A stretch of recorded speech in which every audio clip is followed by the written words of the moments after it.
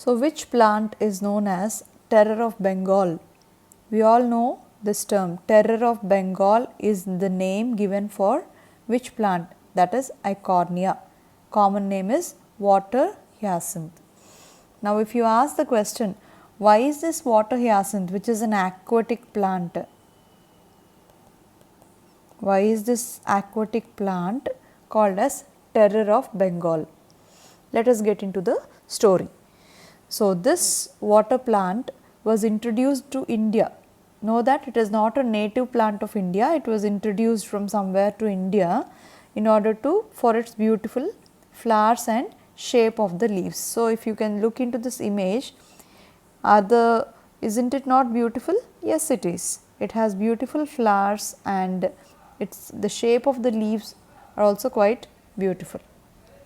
So, then what happened? Now, this aquatic plant, it usually grows in standing waters, that is in the lakes and ponds, right. So, you can see in this image, it is known as the most invasive weed. That means, this water hyacinth, once you introduce the water hyacinth into your locality's water body, it will grow at an enormous rate, very fast.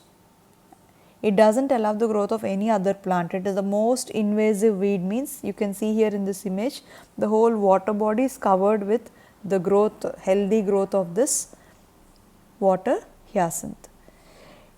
Not only that, it grows at a very faster rate. It grows at a very faster rate, it takes away all the nutrients from the water body, it does not allow any other plant to grow, it dominates the whole ecosystem there, and it spreads all over the water body in a very short period. That is the problem. First thing is, it grows at a faster rate, it spreads all over the water body in a very short period.